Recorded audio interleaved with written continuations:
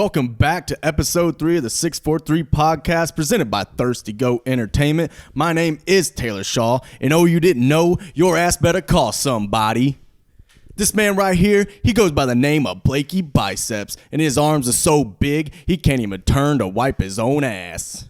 What up, people? Then we got my man Ethan Turner. He might have the voice of an angel, but in the morning, he'll probably leave you on red. Oh my God, he on X Games mode. All right. This is probably going to be a common theme until we actually have a 2020 season announcement. We're always going to have some type of small update, maybe a large update. Who knows at this point, but we're always going to have to touch on something regarding the 2020 season until it's here, I feel like, right? Absolutely. And this was kind of brought about, it's been in the news a little bit. Unfortunately, it came out, I'm pretty sure, the night we recorded last time. Yeah. I think it was an hour after. Literally. So that was kind of unfortunate timing. But Blake Snell's on Twitch, doing a live stream. And he gets on the topic of playing a 2020 season. Blake Snell pretty much goes off on the owners, says, fuck you, I'm not playing until we get what we rightfully deserve in our original agreement. Right. Now, original agreement, just to touch on it again, before we move any forward, Blake, remind us of that original agreement again. Well, I mean, they thought they were going to get half the pay at this point, but they're not even getting that according to the owners right now. Correct. So what happened is the owners kind of retreaded on that original agreement, and now they're saying they want the players to give up even more money to play this season. Right. I think Blake Snell said something like 33% taken on top of the 50% he was already getting taken away from him. Yeah, I mean, that sounds about right. And then he threw in taxes, but taxes, right. that always happens, so that's kind of irrelevant. But I get his sentiment. And I think the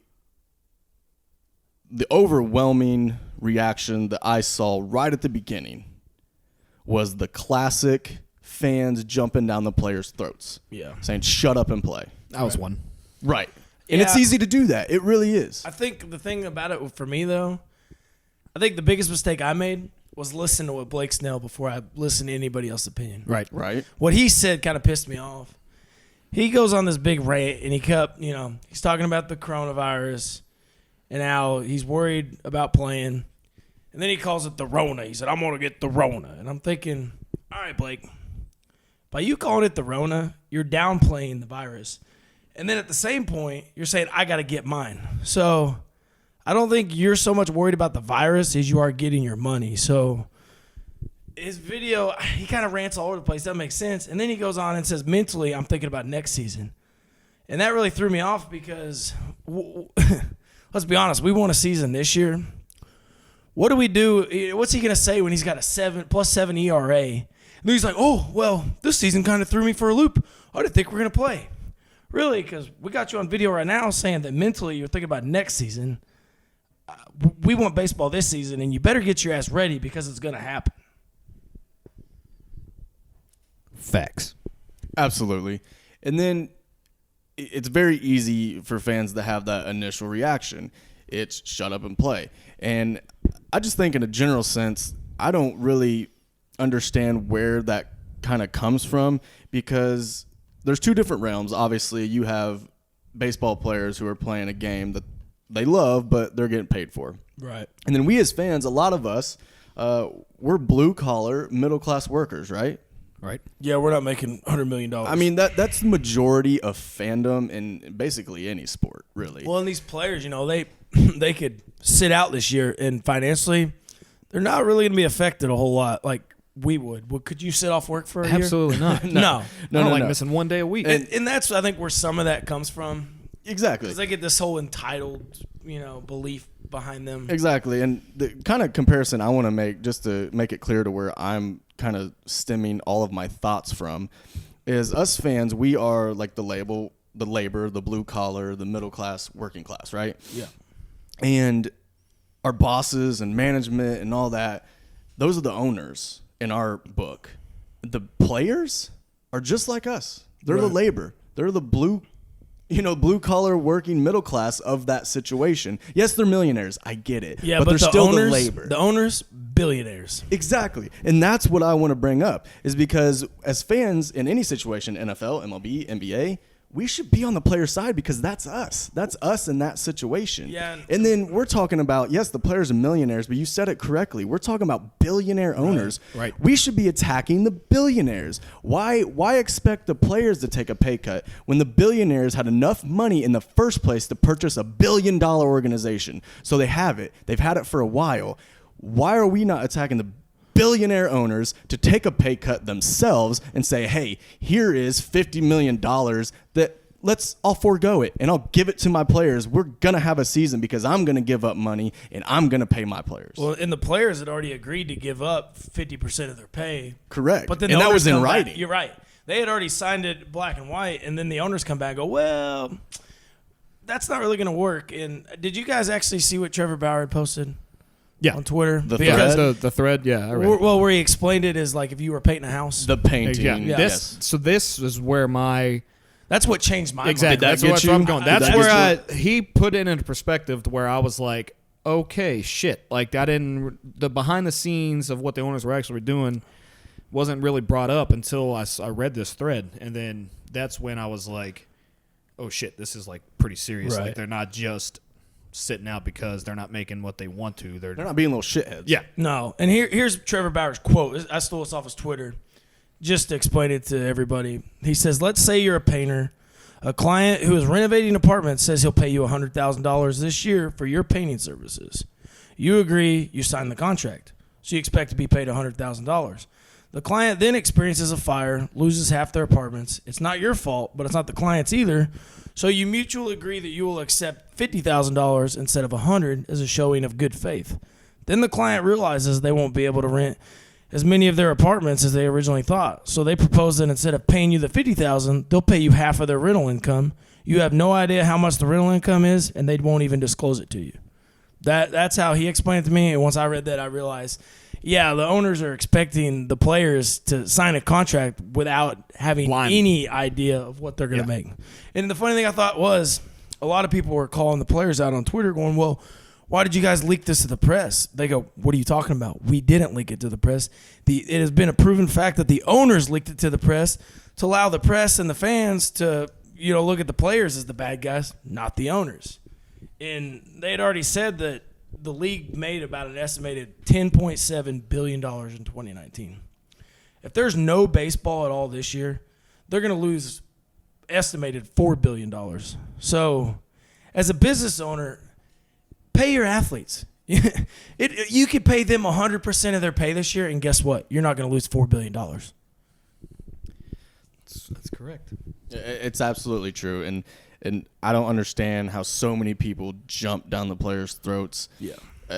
And have remained on that side of the argument. Right. I mean, I don't know how you remain on that side of the argument at that point. Right. Not at all. But so what I look at it is, if it's different than like, because this season's based off of like, a pandemic, like cutting the season down, like they already agreed, they already came to a mutual agreement.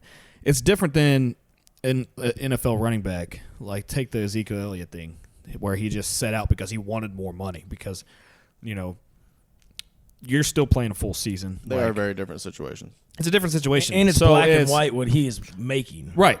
Yeah. So like that's at that point, that's when I start to take the owner side a little bit because you get into you agreed to this. You agreed to it, blah, right, blah, blah. This is your contract. You're under a contract until this point. I don't have to talk to you about your contract until the last year of your contract if I don't want to. If I want to bring you back, that's as a business owner or things like I understand those things. But like this is a completely different situation. I definitely side with the players. And I don't know this for 100% fact, but so the way I understand it is players are paid mostly per game they play, correct? Well, I'm going to go ahead and guess that a pandemic with no fans in the stands was never once. I bet it's not in their contract. Like I would highly doubt this was ever planned for in any business. So what it's going to come down to is the players want paid what they've agreed to pay, or they've even willing to take half that. And then the owners are coming back going, well, we didn't know there weren't going to be fans. If you're a lawyer, I think you should plan for about every situation before you have somebody sign a contract. It's kind of on you for not even thinking this through. I know this is almost like impossible to think of, but there could be an instance where there's not fans in the stands, and you need to take that into consideration. It has been done before. Maybe not for this amount of time, but it has been done before. Yeah, going back to that, they didn't think there would be no fans in the stands. Right. We hit on that last time. Yeah. That is absolute dog shit. Yeah. I don't understand how you would even come to think that fans would be allowed in the stands, right, especially early in the season. Right. That's ridiculous. And I do think it's important to note here, when you hear of baseball contracts, you hear a lot of the larger contracts. You're talking about the Mookie Betts, the Mike Trouts, where guys are making in the range of $20 to $30 million a year. Yeah, if you're the best in the league, you're making about $50 what is Trout's a year? It's 40, I think, ain't it? 38? It's up in the 40s. Well, it varies. It's smaller at the beginning of his contract, but I think he's going to be making maybe 20-something now, and it's going to be more in the 40s towards the tail end of his contract. Right. Because they always try to push money out as far as they can. Right, exactly. So you hear about those MLB contracts, which everyone's like, well, you're getting enough money. You're getting enough money. But here are the things you forget about. The players you forget about are the guys that are making $5 million this year. Right. Like they're on a 1-year deal, $5 million, trying to make a name for themselves. I picture Brock Holt with the Brewers, signed a 1-year deal. He's not making a ton of money. So they agreed, right? Right. To half in a prorated season. Yep. Okay. So if you're making $5 million a year this year, if you agreed to half, you're already at $2.5 million. And that's with what they had signed. That's what they signed. That's what you agreed to. And now the MLB wants to take more of your money. So, and they didn't make it clear as to what. It could be half. Who knows? Let's say, now you're down to like $1 million when you should have been making at least $5 million. Right. Two and a half was bad enough. When you could, if all the players held ground together and sat out a season, he could hold out and go make $5 million next season. Yeah. So it's just, I think you have to think about it like that, because we have to remember that there's guys in the league who are on $1 million contracts, who are on $5 million contracts. Those guys are hurting. Like, honestly, that's not a lot of money. I know it might be a lot of money for some people, but for them, it's really not a lot of money. Right. So the Trout contract, just to get back on it in case anybody wanted to know, this is a 12-year, $426,500,000 contract. Okay. So broke down, he got a $20 million signing bonus. Average salary was $35,541,000. Yeah. Well, back to your Brock Holt deal, And I don't know Brock Holt's contract, right? But it was small. Just what you were saying, that might be a lot of money, but to the normal human being, but that's not generation money. Generation money, no. That's going to set you up for life. If he goes and makes $1 million this year and breaks his leg or something career-ending, what's $1 million over the next 60 years of your life or whatever you have in front of you? You know what I mean? He better invest it in real estate or something. Yeah. Seriously. Because baseball ain't going to get you very far once you retire. Exactly. And I think I want to point out something as well here. I think as a collective, as a whole here, sitting at this table, I think we are all proud of the players for standing their ground here. Oh, absolutely. Yeah, it took me a little time and research, but I'm 100% on the players' because sides. I think this goes along with what we actually had mentioned in episode 2. These players showing their personality, boosting their stardom, self-promotion. This is part of it. Yeah, I didn't even know Blake Snell had a Twitch until his little rant. Do you think mid-90s, early 2000s, that if this happened, players would have the balls to stand up and do this? They might have had a labor strike, but it wouldn't be on I don't think this level. They don't have – I think the players have a better platform now to do that. Exactly. So that's what I'm saying. Well, they can – it's not really so much as a labor issue, but they can almost, in a way, turn the media against the owners And that's even worse than a Back holdout. in the mid '90s, we would have never seen that. We would have got what you heard on the news, and what ESPN reported. Yeah. In the And you media, read it in the media would And you be read all the over. paper, yeah. So like that would all you like. Now you got social media. You have all these different things where players can come out and be like, This is an example of social media for good. Yeah, Well, absolutely. And when was the big strike? Was it what year was that? 95, 96? I didn't even mean to compare it to that. Well, I mean But there was not a World Series sometime in the early to mid 90s. Yeah. And I'm going to make a wild guess out there. This is total speculation, but with the social media today, I'm not even 100% sure that strike would have It happened. was the 94-95 season. Okay, yeah, 95. So I'm not even sure that would have happened just by the backlash that the owners or players could get in 2020. Right. Yeah. And Like, I think our days of an actual, never having a World Series again, I think that's behind us. I don't think that'll ever happen right. again. It's just so good to see they're finally taking a stand. This is part of letting your personality show. This is part of building a platform. And I think it's just amazing to see that they finally did this. They took this step, and this could just mean more self-promotion, more standing on your ground to build their stardom in a country where sports stardom is craved by the NFL and the NBA and what have you. So good step by them. I think we can all give them seriously just like a round of applause. Yeah, I'm going to be a lot of these guys who have spoke out. They've kind of made me a fan, and when baseball picks back up, I'm definitely going to be sure to watch these guys. Absolutely. So, baseball is a perfect sport, and it's always been a perfect sport, but we all got to agree it's an imperfectly perfect sport in a way. But isn't that what you guys probably makes you favor more towards baseball, is the fact that it's imperfectly perfect? I would go with that. Oh yeah, this is kind of like a soccer term, but I think it definitely plays into baseball's favor as well. It's like the beautiful game. Everything has to be like perfectly lined up for things that happen in baseball, and I think that's what makes it so attractive to so many fans. Even the officials, the umpires, they have to be perfect. Absolutely. And sometimes they're not perfect.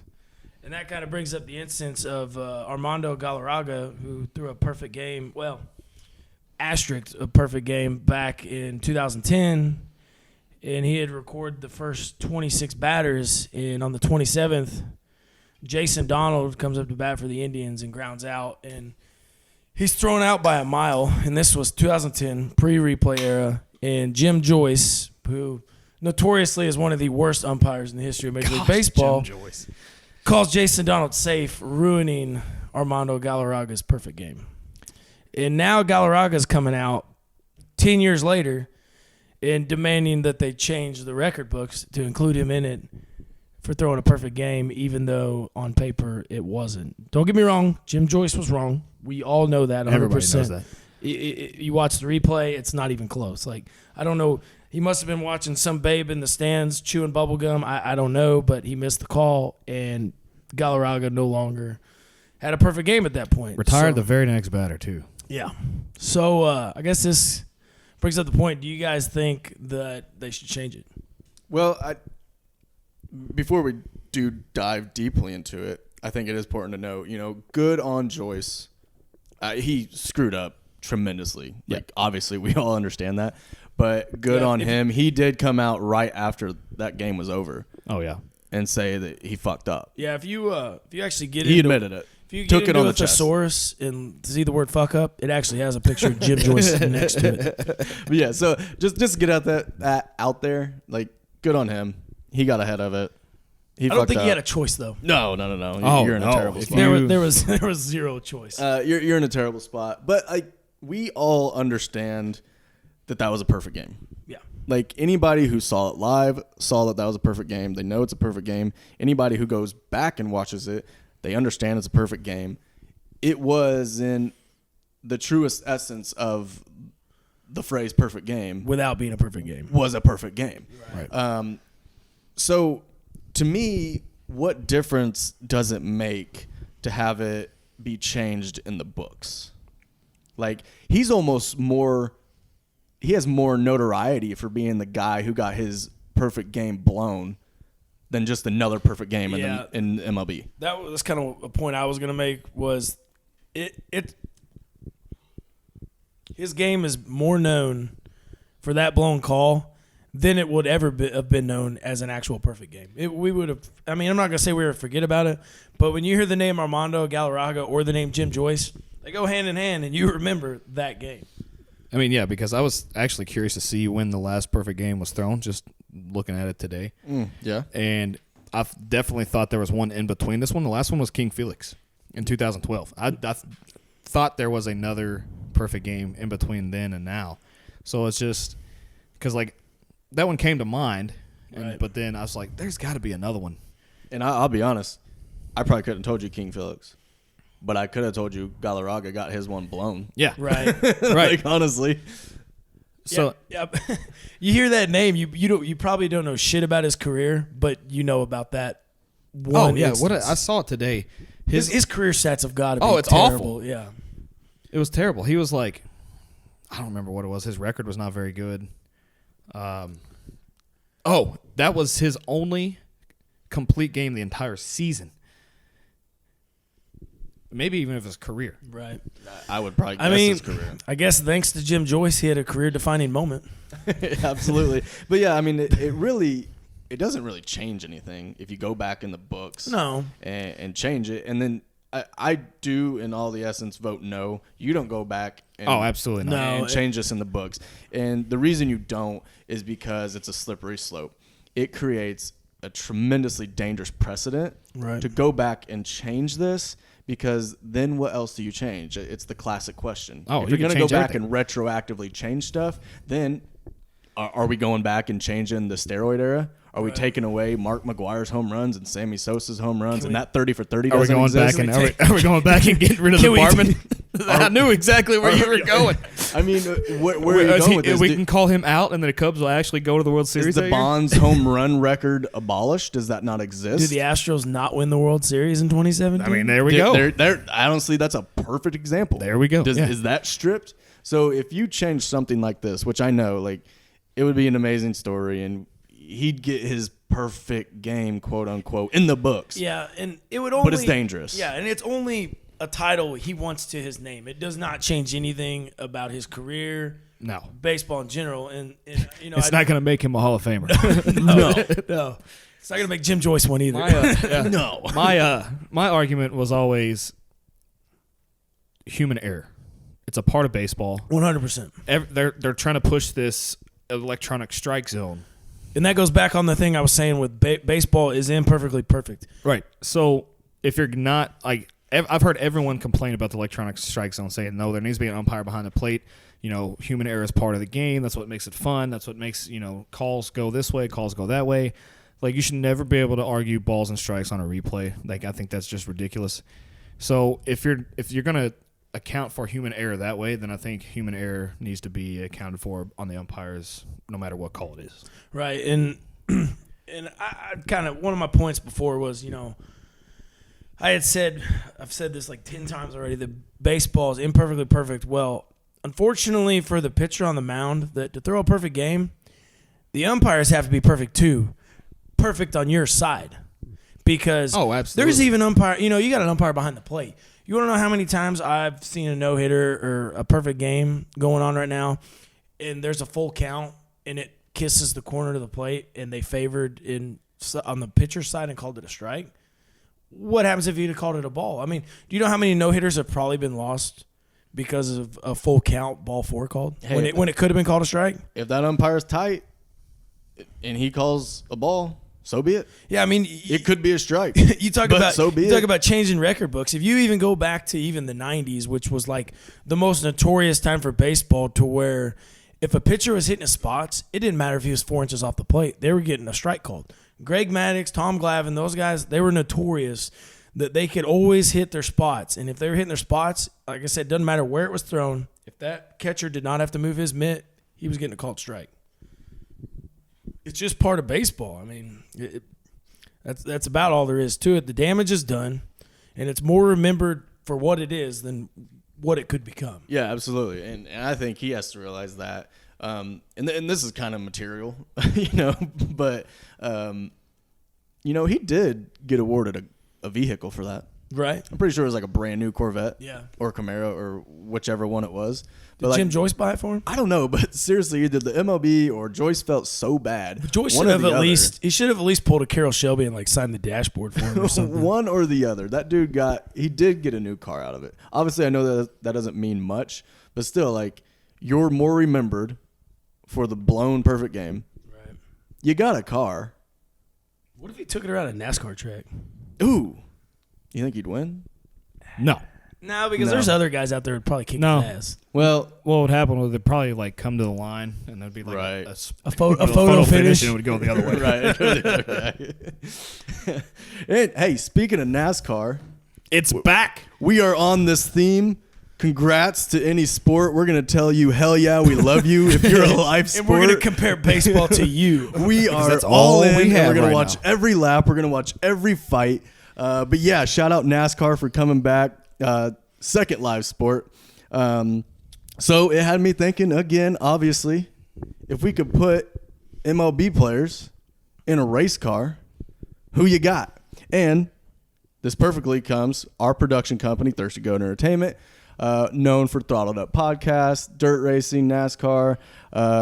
We got Dirt 2 Media, digital company, streaming all races, dirt track, whatever you need. And so we reached out to Dustin Roller, who brought us on this journey, because I said, listen, Dustin, I want to see what MLB players could get in a race car and perform well. And I don't know shit about racing, man.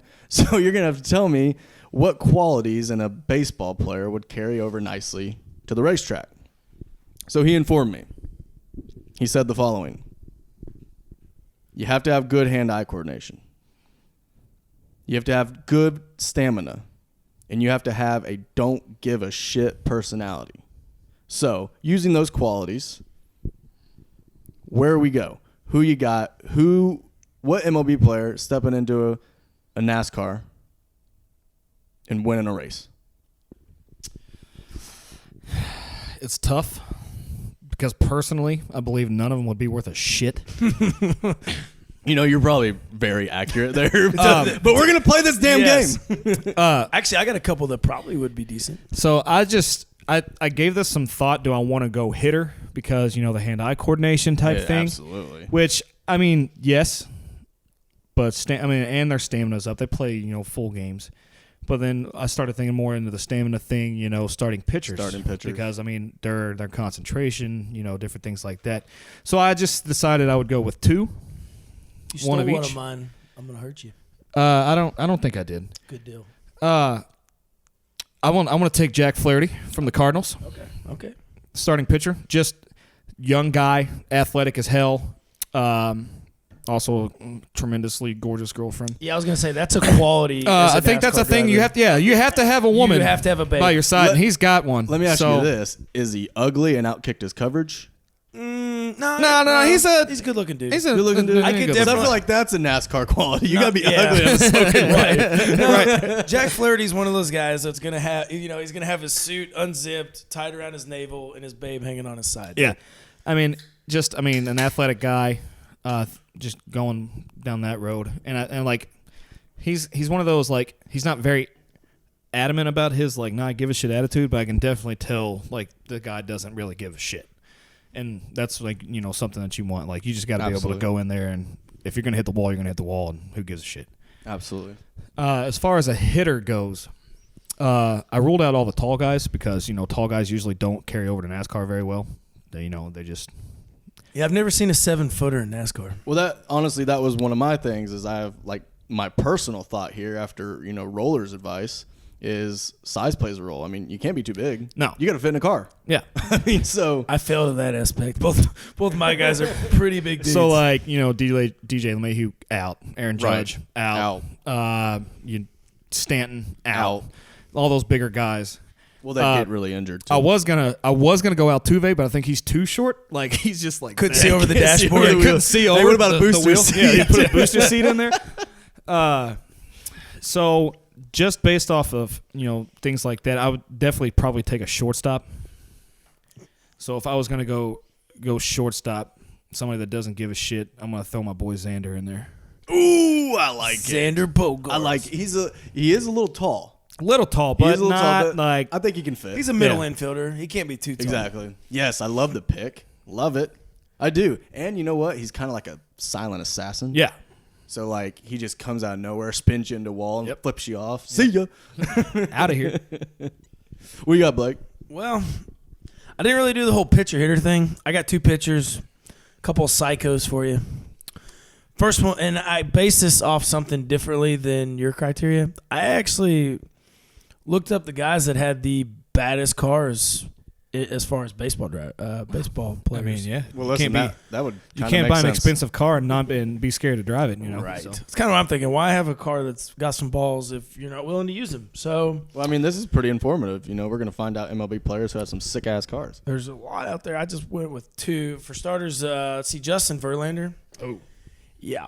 So He's back got Kate up back on the hole with the babe. He's got the wife. He's got the babe. Yes, I pretty much decided you need a smoke show to be a good NASCAR driver. On top of that, he has a 622 horsepower Mercedes-Benz SLS AMG with a 0 to 60 in 3.2 seconds. That's Okay. not slow. Yeah, it's a pretty badass car. I figure on the field he can pump out gas. As far as a competitor goes, he's psycho. True. He's got Kate Upton, and I mean, look at the guy. He looks like a race car driver, does he not? Kinda does. He's got the scruff going on, Yep. you know. Kind of gives me like junior vibes. Yeah, I could dig that. A little Junior, maybe a little even Jimmy Johnson. Jimmy for that. Johnson. Jimmy J, Yes, yeah. that's a good one. Yep. That's a good one. So, and the guy likes to win championships, so I think Oh, he could yeah. be in a car and kick some ass. My other one, he's known for being fast on the pavement and throwing a pretty good fastball. Is Aroldis Chapman. I was gonna go there, but I feel like he'd be. I was going on the height thing. Just Yeah, being big. He's a a little pretty tall. he's guy. big, Little tall. but he does have a Lamborghini Murcielago. Oh, seen him pull up to a bar in Cincinnati after a game one night. Him and Billy Hamilton both pull up in Hell Lambos yeah. when I was in the bar, and I was like, "Holy shit!" Like, Speaking of small, fast guys, Billy I Hamilton. know I almost went with him. No shit. That was a and good one too. because he's down south, he's got that country hick accent. Like he would fit in well to the NASCAR scene. He can't hit a baseball. Maybe he can at least drive a race car. Yeah. Yeah, fuck. But, Let's try it out. Chapman's got a 661 horsepower Lamborghini Murcielago, and it has a top recorded speed of. that Lamborghini Mercy. That's right. And She's so thirsty. it's been known to go 210 miles an hour. That, not by coincidence, is exactly double what his fastest recorded pitch is. Correct. And he even got a ticket in Kentucky for driving. I remember this. He was going 93 mile an hour and had a suspended license from a previous speeding ticket. So the guy has a need for speed. So if you got a need for speed, you got a badass car, and you can throw 105 mile an hour. Actually, his fastest recorded pitch in Major League history, 105.1 mile an hour, Aroldis Chapman. And you have 2 traffic violations? True. You have to have a traffic violation if you're a NASCAR driver. And I actually I don't know if this is true or not, but a simple Google search told me that his favorite cologne was in fact gasoline. So Yeah. I feel like you hit the nail on the head. Here. Yeah. So Taylor, who you got, man? You know, this is really hard for me because, again, not much of a race fan. So I couldn't help but think of like my favorite team and think about this. And I went just immediately who came to mind was, you know, I'm talking size here, middle infielder, right? You got to be a little on the smaller side to get in a race car. You also have to be like kind of a psycho, and your competitiveness has to be just like through the roof. Right. I say put Dustin Pedroia in a race car. Yeah. Oh, He's because definitely psycho. hand-eye, the dude can hit. So his hand-eye's there. absolutely. He's an athlete, so his stamina's there. And literally, I think he's the epitome of I don't give a shit. Literally, the reason why he's injured on the DL today as so much as he is and like contemplating retirement is because of his no give a shit personality, how he played the game early in his career. Can I add diving something to that, everywhere? too? So like when I think Pedroia, I think of like as far as from an athlete standpoint, he seems like an average ass dude. But he seems so obsessed over anything that he Obsessive. does. He is going to be as perfect as he can at it. So I Exactly. could definitely see him getting in a race car and getting it done until he starts winning. Because like his athleticism wasn't there, so he had to work double hard. He had to work triple as hard as everyone else to get where he is. So I mean, just give me Dustin Pedroia. He's going to figure it out. He's going to figure out how to win on a racetrack. And then, kind of the similar thing I'll give you too is I went Bregman. Okay. Alex Bregman, because short again. I'm riding that qualification here. And I think he has a lot of I don't give a shit what you think about me. I'm going to go out and do what I do. Yeah, he's a gym rat at anything he does, and he's super freaking talented. Gym rat, talented, athlete. And I think he has that, crazy, tick in his head. Because I think you have to have, a little crazy in you to get into, a 150-mile-an-hour plus race car. And I think Bregman has that. Yep. I agree. All good choices. Now, I don't see any one of them going out there and doing anything, but that's for a different day. Put them in a race car. Let's do it. I mean, why not? Let's get 30 baseball players. Throw them in a car. Represent each team. Yep. Car of their choice, and we'll do. We can even do race teams by division. There you go. Let's make it happen. We can do that. There you go. We'll do something. And I can tell you one thing: Rob Manfred would not be commissioner of NASCAR. No, he'd get lit up. Absolutely. Are we about to introduce a new segment? New segment? I think New so. segment alert. Lasers. Lasers. Freaking laser beams. All right, this new segment we like to call Turner's Trivia. Can we call it titty for TT? Titty. Turner's Trivia. I don't care what we call it, but we were talking about perfect games earlier, so it got me curious. Oh no. Bring it on. I was reading into the Galarraga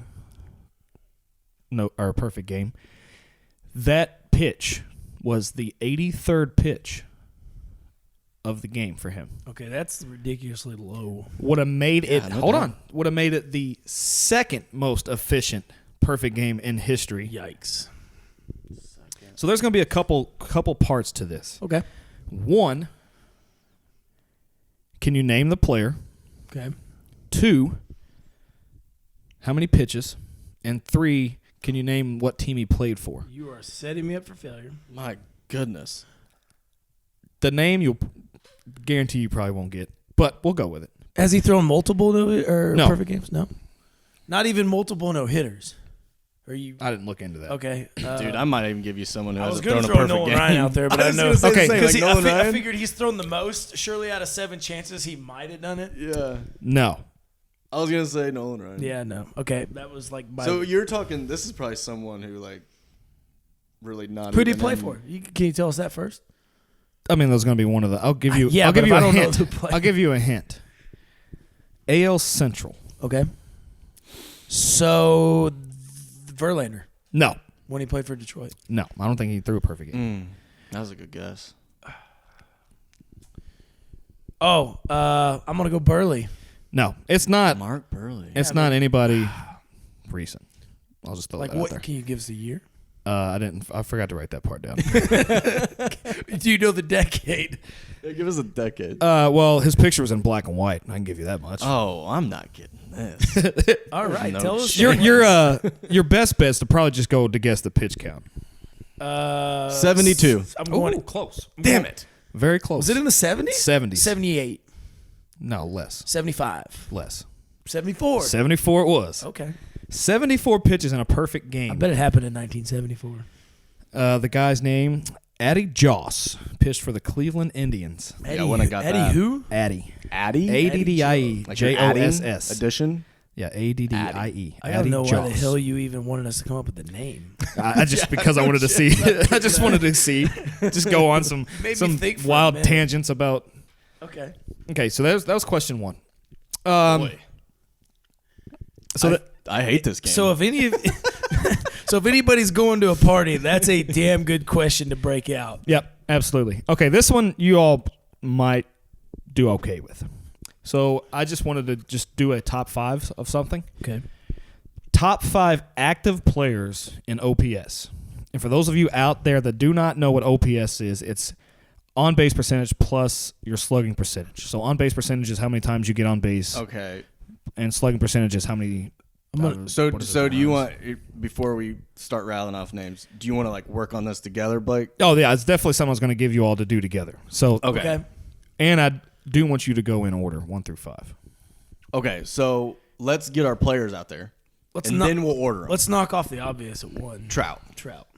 Yes. Okay, and he is number 1? Number 1. Number Okay. 2, I'm gonna say Mookie Betts. No. No. Is he Probably not. top 5? No, he was No. 6th actually. Okay. No. Mookie was 6th. On base plus slugging. Trout. So you gotta have a contact. But, contact power hitter here. what about Bellinger? Yeah. No. No Bellinger. I'll go Not a Javier good Baez, look. but he swings No. at literally anything. Guys, it's really not that hard. Yelich? You're think of the best hitters. Yeah, Christian Yelich. Yelich. No, not more recently, but just as the last like 2 decades or decade. Oh, Albert Pujols. He's on the list. Okay, he's on the list. So we got Trout at 1. We got Pujols Somewhere in there.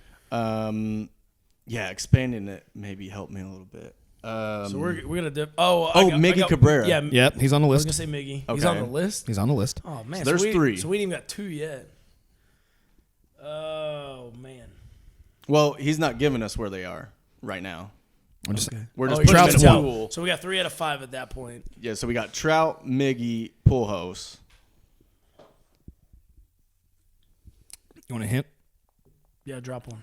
The other 2 are first baseman. Okay. Four out of the 5 are first baseman. Right. Paul Goldschmidt. One of them. Okay. Nice. And the other one is 2? Yep. Freddie Freeman. No. All right. Why am I thinking Daniel Murphy? No. No, he was second baseman anyways. Oh God, yeah. But no, good contact hitter for sure. Another first baseman. Well, I think he moved to first base because. Are we talking the end of his career or is he in his prime right now? He's probably close to the end. No, I wouldn't say the end, but definitely on the downhill. Matt Carpenter? No. Ooh, that was a good guess. So there's only one more, and then we can order them. Right. First baseman. Yeah.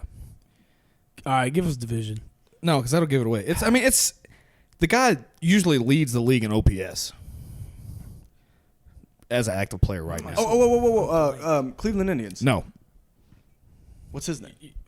You're probably Santana. no, it's not him. yeah, but not him. I'm blown away that you guys haven't got this. It should be I'm not the fairly one- obvious. I'm not the one staring at the paper. I'm running my hands I'm through my trying to hair. Well, right now. I already put this guy on the list before I even looked it I'm up. running teams through my head right now.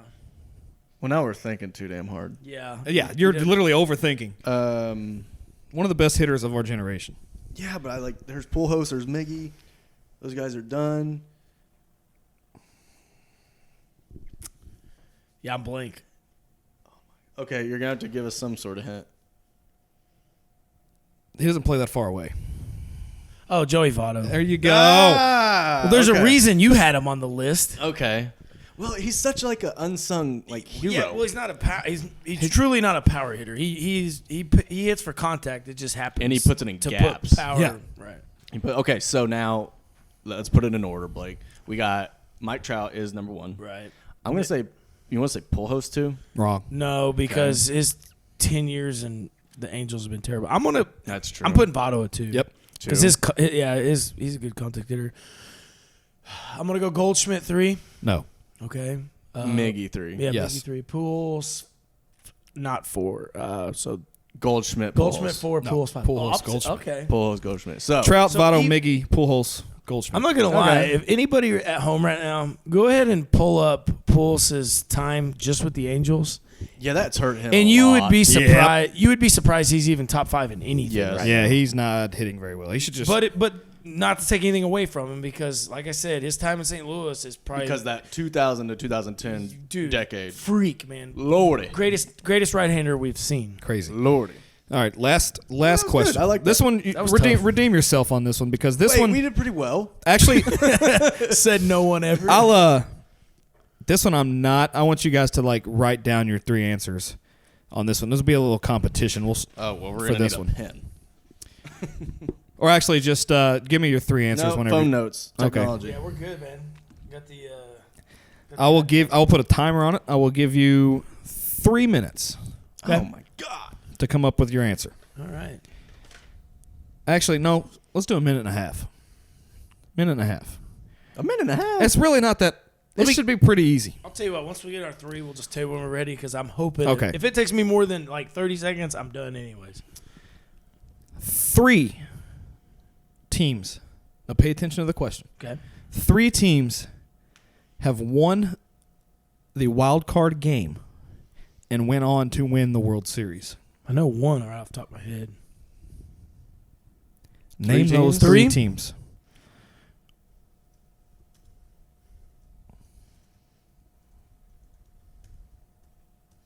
Actually, I know 2. So this question is really not that challenging. Like I said, it's easier when you're staring at it. Damn it. There was a recent one. Well, actually, while y'all are thinking, I was watching a Barstool trivia. They've been doing it, and this question was on there. And I said these 3 teams right off the bat watching the video. So I knew them off the top of my head. So they're all 3 pretty recent then. That's why I said pay attention to the question, because I said wild card game. Oh, yeah, it is recent. Mm-hmm. They only introduced the wild card game. It's only been played for 4 or 5 years. Oh, you said wild card game. Wild card game, not the wild card. So St. Louis Cardinals are out of it. Yeah. Okay, because immediately I think of that team in, Was that 2011? Yeah. Yeah. Well, actually, you just took both of mine away from me. I'm in bad shape. Wild card game, so it's been pretty recent. Yeah. Okay, so it's not been the last couple of World Series, though. It was. Shit. Okay. I know it was last year's. Well, there's my. Sorry, I gave one to you, but that one is a given. It was the Nationals, one of them. That one's wrong. It wasn't the Astros in 7 or Wait, so Nats were 19, 18. Yeah, start going back in the wild card game's only been in for 4 or 5 years. Well, it's been at least since 2015. I think 15 might have been the first year because I know Cubs and Pirates played in it. And that's when Arrieta shut them down. So it's after 2015, I can tell you that much, and it's not 2016. It's not 2018. No, in 2017, Well, I think the Astros. 14 was the first wild card game, I believe. So that should be a hint for you right there. Okay. But I still feel like it doesn't give me 3, but okay.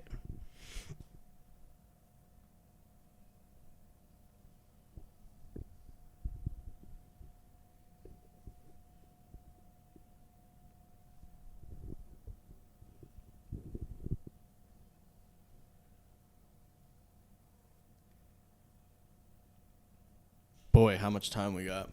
30 seconds. Yeah, I'm in bad shape. When was the Cubs World Series? 2016. 16. Red Sox were 18. 19 was Nats.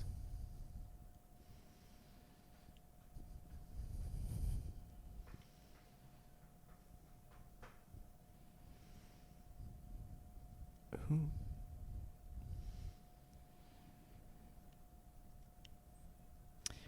In 5, 4, 3, 2, 1. Give me some answers. Failure. I got the Nats. The Nats, and then is this crazy? Did the Astros do it? No. Who won in 15? Who'd the Mets lose to in 15? That's got me. I can't think of it for the life of me. They got swept. They won the wild card game. Yeah, in the AL. So who was it? Come on. Hold on. Come on. 2015? So it wasn't. Why am I hurting so bad in this aspect? Oh. No, I'm wrong. No, I thought I had it. I thought 2014 would give 2014 does give it away. That's the Giants. The Giants. Because they went every even year every until even 16. Yep. So it's Nats, Giants, and who the hell did the 15? The Mets got swept. Yep. They lost To this games. team. Oh, man. Oh, I thought I had it there for a second. I'm trying to go through divisions in my head. It wasn't an AL East team. There's no way. I hope you listeners got this. I hate my life right now. Hit me. Kansas City There Royals. it is. Yeah. The Giants, the Royals, and the Nats all won the wild card game and went on to win the World Series. Because I'm an idiot. Ben Zobrist was World Series MVP back-to-back years, 15 and 16. Yeah, Royals, The Cubs. Royals. Why could I not come up with that? That was fun. That was not fun. I hope the listeners This get is into going this. to turn into Ugh. This is going to turn into my trivia next week, so I can give you a bunch of shit. Boy. Baseball trivia is hard because there's so many roads you can go down. You know what? That's tough. I'm just going to have to slide in your DMs on the next one and be like, dude, what the hell? Oh, Hey, you know what, Ethan? I did want to ask you. Yep. What's like, when you're 12, 14 beers deep, the party's winding down, you're kind of just sitting there scrolling Twitter, scrolling Instagram, Facebook, maybe even scrolling through the contacts a little bit. No, before you ask him, I gotta wonder, why are you asking the only single guy in the group? Well, because I hope you guys ain't doing this. I don't want to, incriminate ourselves here. But we can't answer this. Well, what's something you like to do? 12, 14 beers deep, party's winding down. I'm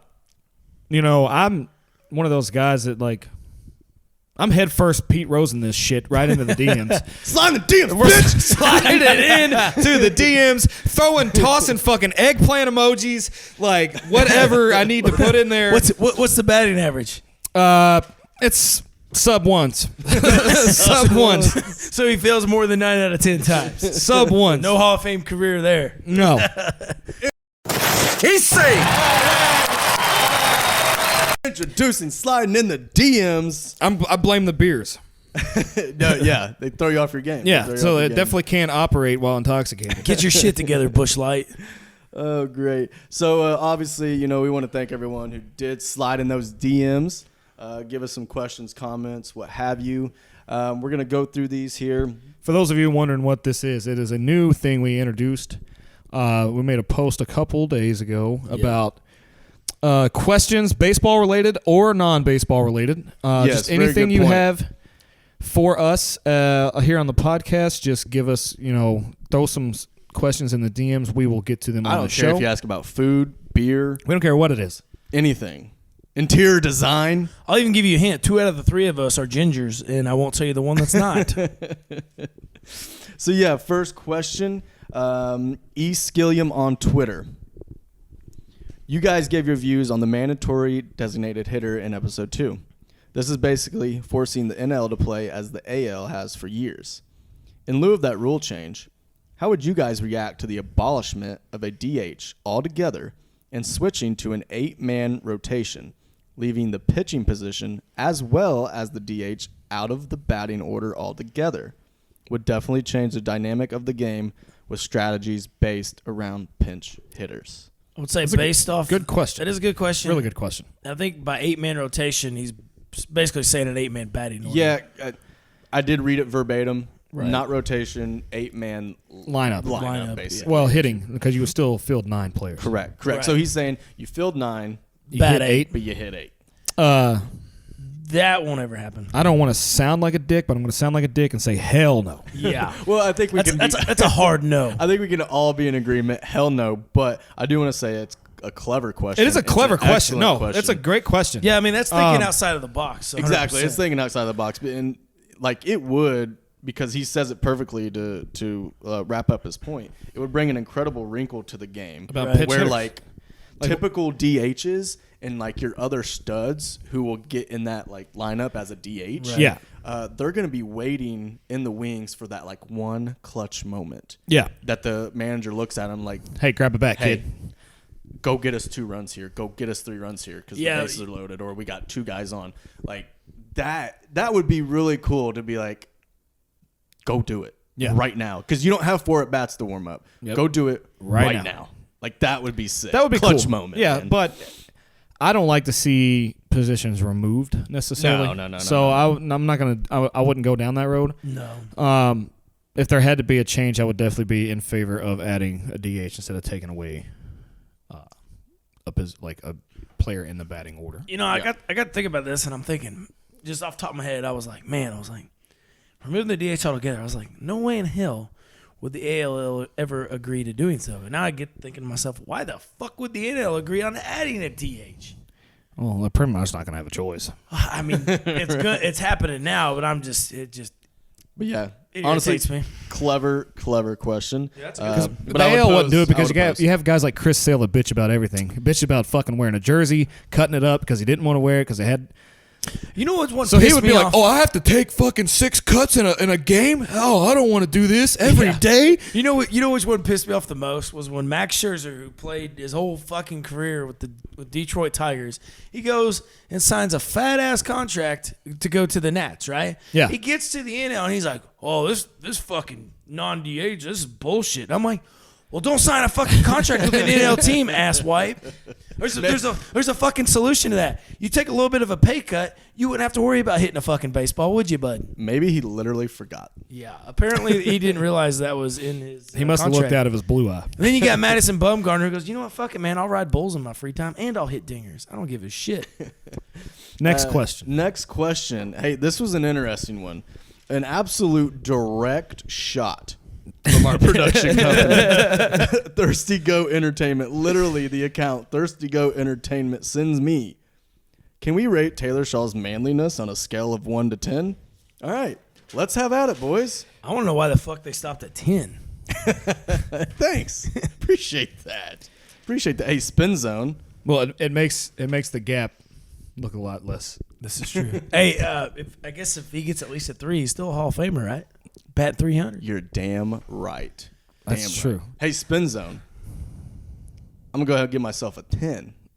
You have to. You fucking Why have would to. you not? Because I care so little about, like, masculinity and manliness. Right. That it just makes me, like, incredibly manly. I mean, like, look at my hair. I use my wife's hair product. Like, I don't give a shit what you think about me. That's pretty damn manly. I mean, yeah, for sure. Now I know why I look like shit. I would like to get, since that question's out there, I would like to get fan interaction on that. So we'll leave that question open for the rest of the rest of the week here. So if you want to rate Taylor Shaw's manliness, Go for it. hit us up on Twitter, hit us up on Facebook, do that. No, I don't care. Slide in them DMs. Slide in the DMs. I will go ahead. I mean, he's fucking drinking a fucking Busch Light at the table. I'm giving him a 10. I've got to give him a 10. I feel you. You're not going to comment on his red hair? I mean, that doesn't really make you a man. It just makes you a These fucking beautiful god. locks, It bro. makes you. It just makes you a fucking god. Have you seen this flow, bro?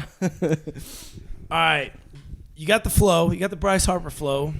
Yes, sir. You got the beard. You can grow a fucking beard. You drink lattes. Skin's a little fair, but I think that's the Irish in you. That's true. I'm sure you can drink Jameson with the best. Do you have Irish in you? Oh, yeah. Oh, I was gonna say, do you want some? Yikes. That's pretty manly. Before I rate it, you got to tell me, do you like Jameson whiskey? Oh, love it. Do you like corned beef and cabbage? Love it. Do you fuck with Guinness beer? Love it. Fucking 10. Give him a fucking 10. A fucking 10. Miss Davis, I love you. Mr. Shaw, will you go to prom with me? Well, I think that was a hell of a question. Thank you, Thirsty Go Entertainment, and thank you to my co-host for being so damn nice to me. Yeah, repay the favor next time. Nobody asked what they think about me. That's because we know what you're Next getting. question, we have Gavin Wright, Facebook fan here. What was the greatest team of all time? What made them the greatest? And then, this is a two-parter. Okay. Who is the current best team, and what makes them the best? Go ahead. I'll go first. I couldn't decipher between the greatest team of all time. Two of them jump off for me. It's the 72 Yankees. Murderers Row, that whole deal. Babe Ruth, Lou Gehrig, those guys were just insane. And I was going to throw the 76 Reds. It's just funny that, the MLB just did this decade tournament where they put together an all-time roster for every organization. see And that. they simulated a 7-game series between everybody. Came down to the Reds and the Yankees. It's just those two organizations have just put just tremendous baseball players out there. So those are the two that I would go with.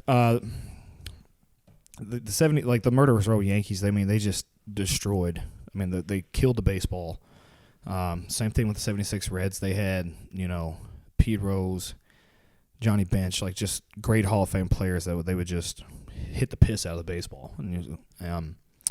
But then I got to thinking, like, what's something one team has never done or that other teams haven't done? And one thing that came to mind was the 1990 Reds, wire to wire, the only team to be first place in the division and the league all season long and win the World Series. That must be since like division era though, because that's pretty dominant. I gotta feel like 27 Yankees were probably. I mean, they probably did it. Were one in the league, but they were. But it also said they were the first National League team to do it. So that could have been. Well, they didn't have. Yeah, they did. So I mean, it could have happened before, but they were the only National League team to ever go wire to wire. So you got 76 Reds.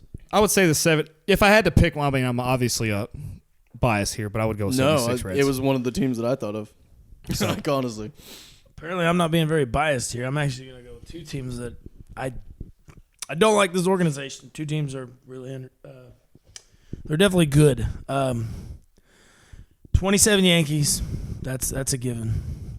They went 4-0 in the playoffs, which back then there was only a World Series. There was no extended playoffs. So you would go, if you take the first in every league, go play a 9. I think it was a 9. No.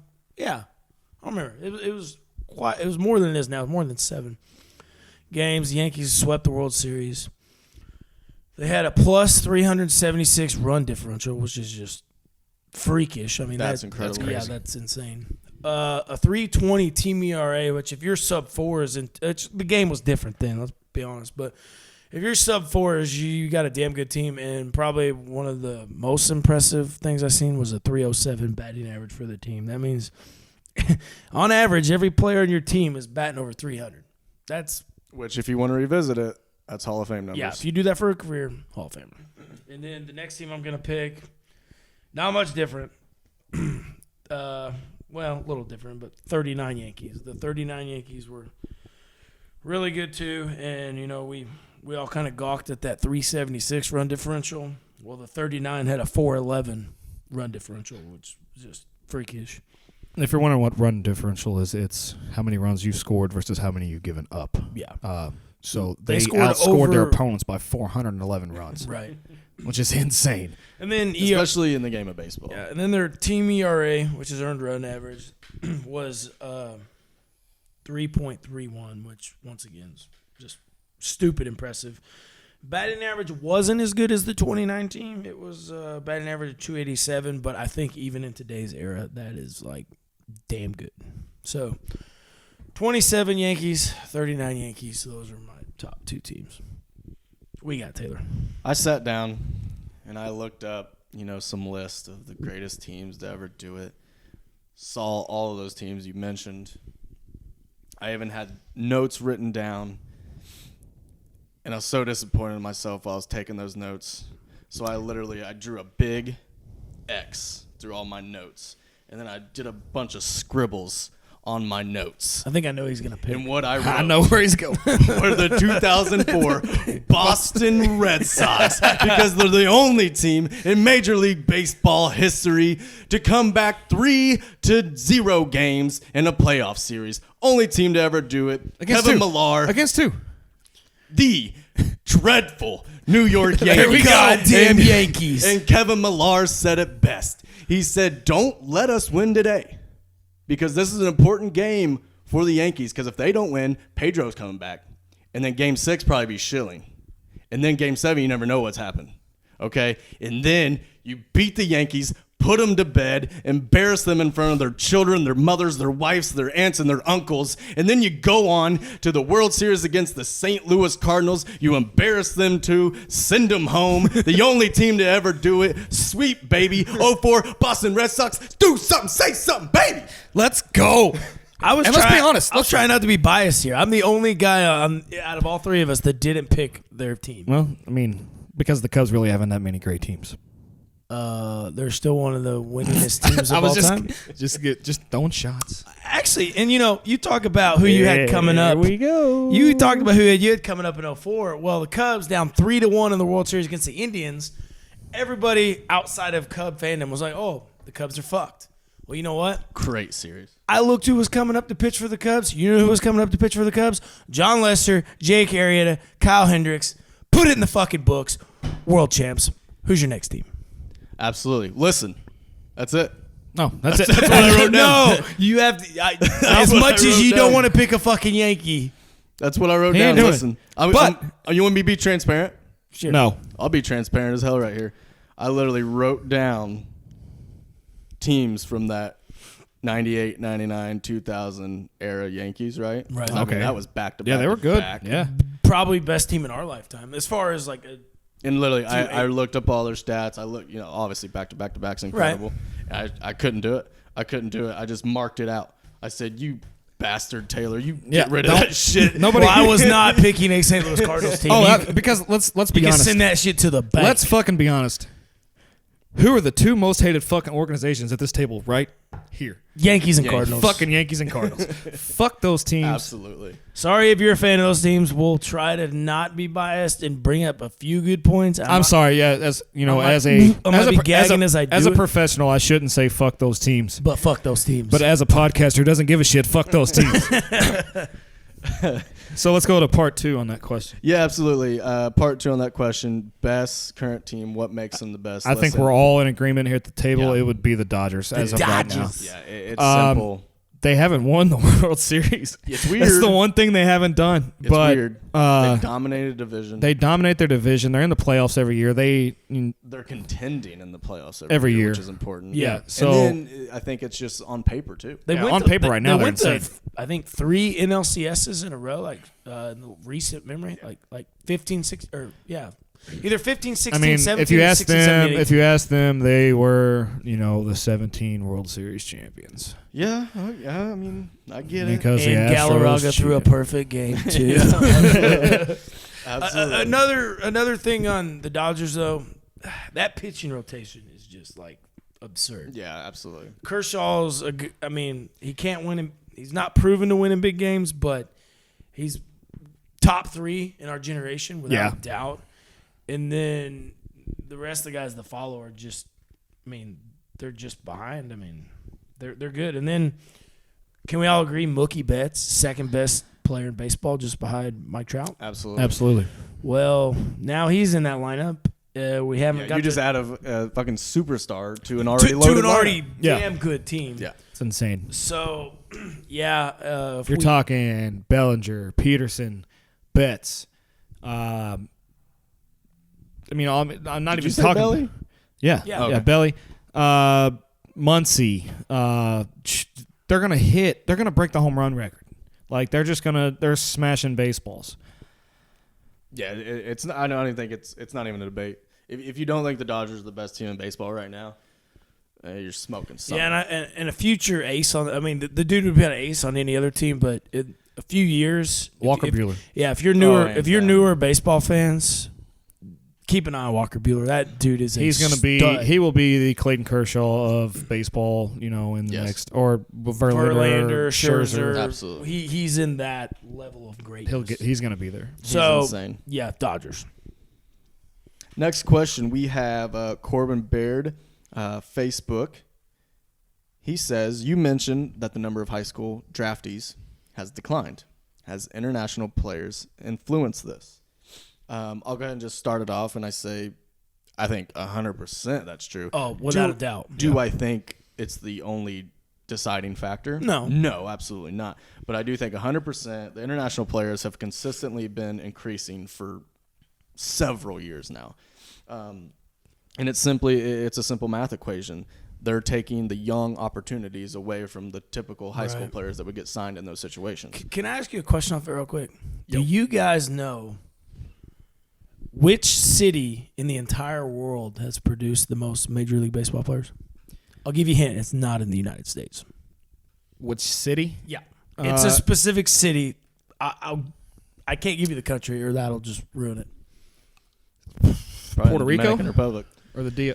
It's San Domingo of the Dominican Republic. Okay, I was gonna say Yeah. somewhere down there because they They would have pump them out. They would probably have the most Hall of Famers too, but a lot of those guys come out of the juice era, so Right. you're not Yeah. gonna see that as much. And kind of like the sad reality of it I am is 12. That's true too. kind of one of the sad realities of it is that the younger international players are actually a cheaper signing than the young American high school. Yeah, they're players. actually limited on money. You know, They're yeah, even the allowed money to that you give can spend out on your per internet. Yeah, international player. which is So- they trade that shit. Like Right. oh, That'll- we're yeah, gonna give you that'll more be- international money for a player. Right. You know, it's Right. And then every now and then you're going to see an international player that is looked at as generational talent, and you're going to see a bidding war amongst teams. And sometimes it comes down to the team. I mean, we just had that. Right. The And Ohtani. Reds had that. Well, not even Shogo. yeah. I'm just Oh, talking yeah. about Ohtani. Oh, that Ohtani, kid yeah. was a stud. And it's kind of weird, too, because even with Ohtani, being an Asian player, he went where he's geographically comfortable. Yeah. So and you see that a lot with more of the Asian players. They'll either hang out in New York or go on the West Coast where they have a lot of people of their ethnicity.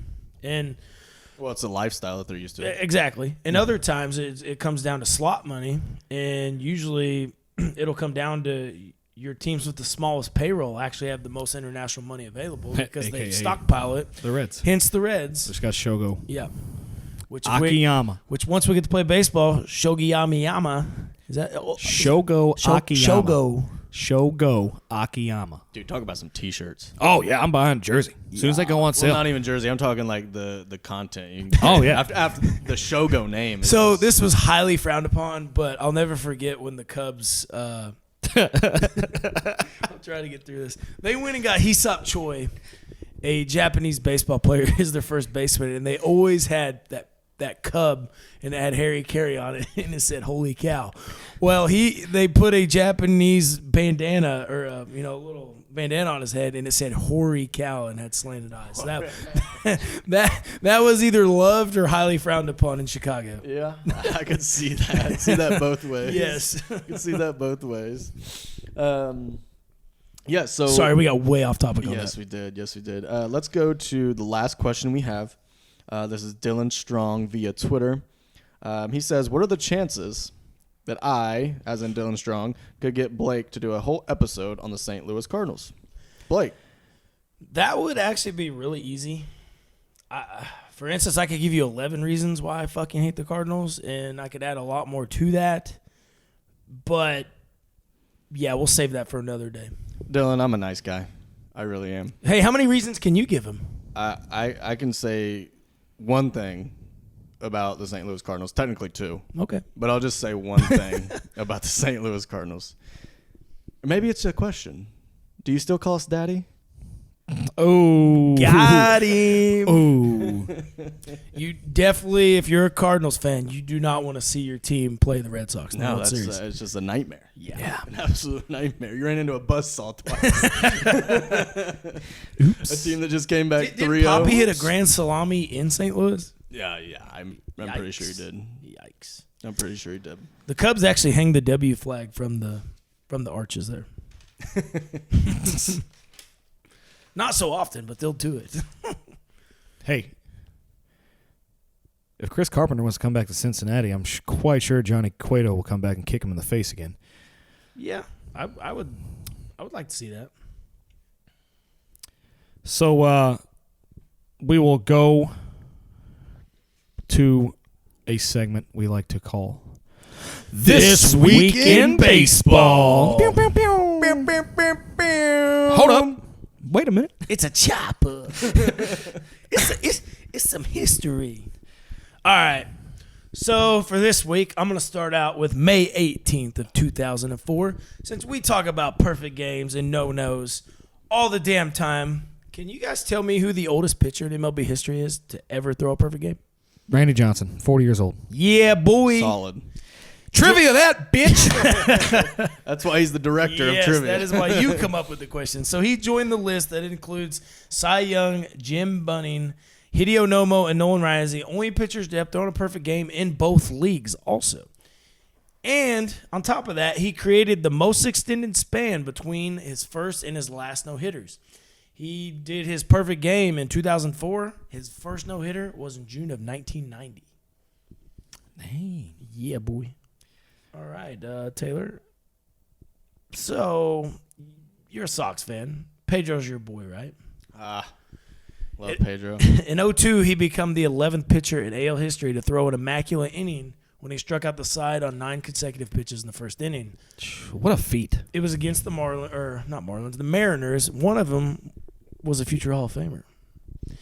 Ichiro Suzuki, Nice. Mark McLemore, and Ruben Sierra fell to that feat in Boston's eventual 4-1 victory in front of the Fenway faithful. In 2000, Mark McGwire passes Mickey Mantle on the all-time home run list after hitting his 537th home run off of Curt Schilling. Doesn't count. Yeah, probably not. Only reason it happened was because Curt Schilling did not have a bloody sock on that day. Or Mark McGwire was taking steroids. We can go that down that road. But Yeah. back to the St. Louis Cardinals. The power of the bloody sock. All right. So, interesting trivia, or not really trivia, but interesting history that really doesn't do with numbers in baseball. This was probably the one that stood out to me the most. So, due to drastic payroll cuts reducing the world champion's effectiveness, the Marlins had 2 class action lawsuits filed against them, one for breach of contract and the other for accusing the team of false advertisement. Seems kind of weird to me, but that was kind of cool. Who sued him? I didn't go off it. I don't know if it's fans or I would assume it was fans.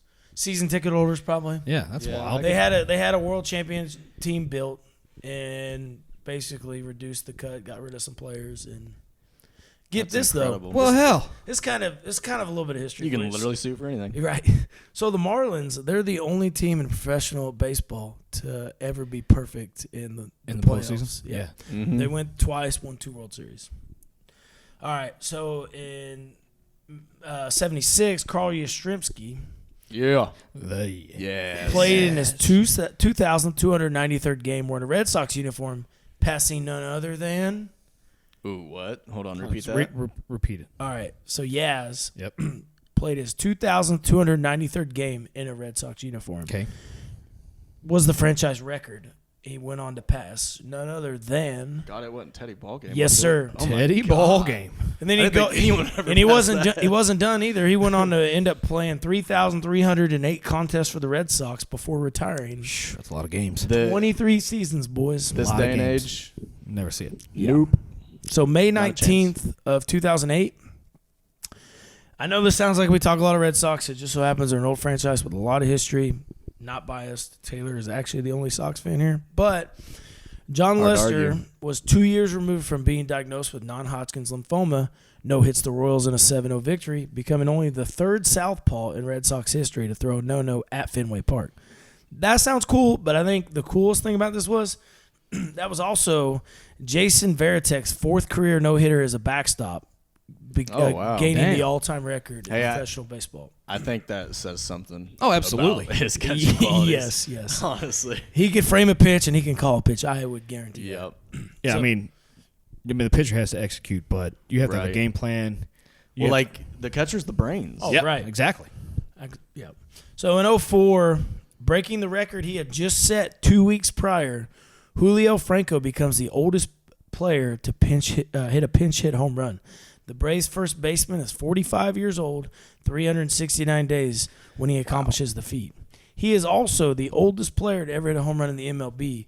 He hit his last home run at 48 years old, 254 days. Damn. What were you guys doing? Or what are we going to do at 48 years old? I'm going to be laid up, boys. I won't be hitting dingers in baseball. I hope I'm gonna be doing this right here. Yeah. On a mic talking to you fuckers. So we talk about baseball and going back and changing records earlier, right? We're like, it doesn't fucking happen. Ain't no way, right?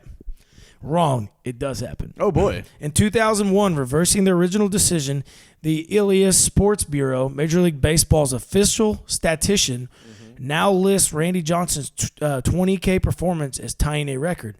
The game went into extra innings, but the big unit's 9-inning performance now ranks among Roger Clemens and Kerry Wood. Max Scherzer would later join the list in 2016. He had thrown his 20 strikeouts in 9 innings, but because it went into extras, It didn't. no, it didn't qualify Fine. as a 20K 9 innings, and they went back and reversed that. Not quite as big deal as reversing a perfect game by an umpire's decision, but it makes sense. Right, because he technically. He did do it. It was just listed under another list because he went Yeah. out and pitched the 10th inning. Yeah, that's weird. And back on the whole 20 strikeout things that he said it never happened, yeah, Randy went out in the 10th inning and still didn't get one more strikeout. Seems kind of strange. Yeah, that is weird. All right. So, Ethan, what if I told you a Reds Hall of Famer made his MLB debut with a numberless jersey? Numberless jersey. Ooh. Yeah. Didn't have a number on his jersey. So, in 1984, Hall of Famer Eric Davis makes his MLB debut against the Cardinals in St. Louis. The Cincinnati club had forgot an extra road uniform, so the 22-year-old had to wear a numberless jersey. Damn. Yeah. Dude, he's such a legend. Oh, absolutely. 100%. Well, in 1981, after this is cool. We talk about perfect games and you know how an umpire screws up the last out of the game. Well, this guy in 1981, after giving up a leadoff single hitter to Terry Harper, the Pirates hurler Jim Bibby retires the next 27 Braves to a 5-0 one-hit victory. Damn. Gave up the first hit and retired all 27 after that. So that's like a reverse one-hitter. Don't piss that guy off. All right, here's one that'll really interest everybody. In 1954, Phillies owner Bob Carpenter apologizes to second baseman Granny Hamner for having him followed by a private detective. Although his team is one game out of first place, he suspected his players of not being physically or mentally ready to play. Wow. Yeah. Did they win the World Series that year? Well, fuck no. They're the Phillies. They're like the worst organization in baseball history. I'd probably have a detective too. All right, so in 1933, for the first time in MLB history, brothers on opposite teams homer in the same game. Red Sox catcher Rick Farrell takes his brother Wes Farrell deep, but the Indians righty returns the favor as he homers in the third on a pitch that was called by his sibling. That just put my mind in a pretzel. Yeah. All right, so Red Sox catcher, he was the catcher for the Red Sox. Right. Hits a home run, right? Off of his brother Wes, who was the pitcher. Okay. Well, then following after that, the pitcher Wes. Who did he pitch for? Indians. So And he hit? No. Rick Farrell played for the Red Sox. Okay, as a catcher. He was the Red Sox catcher. Right. Wes Farrell was the pitcher for the Indians. Okay. So Wes takes a pitch Deep, off his brother. deep. And then he's catching at that point, Okay. and his brother hits a home run off the pitch that he called as the catcher. Make sense? Yeah, I got you. But I was going. So the pitcher hit a home run. Yeah. What you getting at? Yeah. So they didn't have a fucking DH. I see where you're going with that. Good one. Pitcher All right, Shrek. Ethan, you like sunglasses. Oh yeah, I just bought some. Yeah, why don't you get some Pit Vipers, right? Absolutely. They didn't sponsor us, but go buy some overpriced Pit Vipers. So you remember back in I don't really see it anymore, but in the 90s, you'd always see the players with the flip-up sunglasses. Yeah. Well, in 1915, Pirates player manager Fred Clark filed a patent for the flip-up sunglasses. No flip ups. Yeah. So now on May 20th in 2018, the Cardinals' Jordan Hicks joins Aroldis Chapman as the only MLB pitcher to throw a 105-mile-an-hour pitch. Chapman still holds the record, though, because his is qualified as 105.1. Probably one of my favorite moments in the last 20 years. 2006, Cubs and White Sox playing. A.J. Pierzynski tags up on a catch by the left fielder. They go to throw him out. Pierzynski runs over Michael Barrett, the catcher, and then he gets up like a little dickhead and slaps the plate and, sticks his chest out. Michael Barrett grabs him from the back of the head and smokes him right in the dome. And then about a 5-minute brawl happens, and that pretty much seals off the Cubs-White Sox rivalry. But he was safe.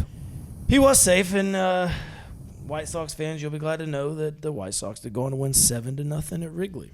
Hey, interesting little side note. If you can't fucking Off of beat them, that. just beat their face in. Yes. Off of that, I was in youth travel ball, and I literally... Did you beat the fuck out of somebody? No, but I got kicked out of the game Yeah. for running over the catcher. Nice. Stepped right in front of the plate.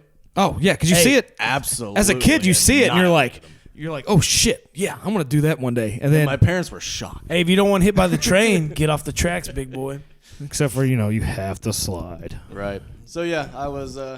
see ya. And then thanks to Buster Posey, that's a rule in Major League Baseball. Oof. R.I.P. that leg. Yeah. Hope he likes playing first base. All right, 2006, after a 29 at-bat homerless streak, Barry Bonds finally catches Babe Ruth with 714 home runs to become second all-time. Just a little trivia note: the pitch was hit off Oakland A's southpaw Brad Halsey. 2004. Is that Halsey's dad? Yeah. 2004 Cardinals catcher. You see, Cardinals fans, we will say some good things about you when it's out there. 2004 Cardinals catcher Mike Matheny handles his 1,296 chance without an error to establish a major league record for backstops. Unfortunately, in 03 or 04, that did not stop you from losing in the World Series to the Boston Red Sox. Imagine that. Yeah, weird. 2001, Barry Bonds becomes 13th player to home run in 4 consecutive at-bats. He hit 2 home runs in his final 2 at-bats the day before and started the day off with 2 more in his first 2 at-bats. Pretty solid. Yeah. 1999, Mets third baseman Robin Ventura becomes the first MLB player to hit grand slams in both ends of a doubleheader against the Brewers. That is the same Robin Ventura that got his ass kicked by Nolan Ryan. All right, in a season of streaks in 1987, the Brewers go on to end a 12-game skid by beating the White Sox. That was after a 12-game losing streak, and the Brew Crew had actually opened the season on a 13-game win streak. 1985, which I think, the way baseball now, how many rainouts do we see? We see a lot, right? Yeah. Especially with the season starting so early on. And now we got half the season pretty much postponed. Well, surprisingly enough, in 1985, there was a record streak of 458 MLB games played from the start of the season without a rainout. Damn. Yeah. And then finally, the rained out a contest between the Brewers and Indians. And then I'm sure Taylor will be glad to hear this. In 1959, the Yankees slide into last place of the American League for the first time in 19 years that they had been at the basement of the American League. I'm ready for that to happen again. Yeah. Absolutely. Let's see it. That was actually in the entire league. That wasn't just there was no division. Right. Yeah, Yeah. I'm ready to see it. So they were shit in 59. I'm ready for the Yankees to be the Orioles.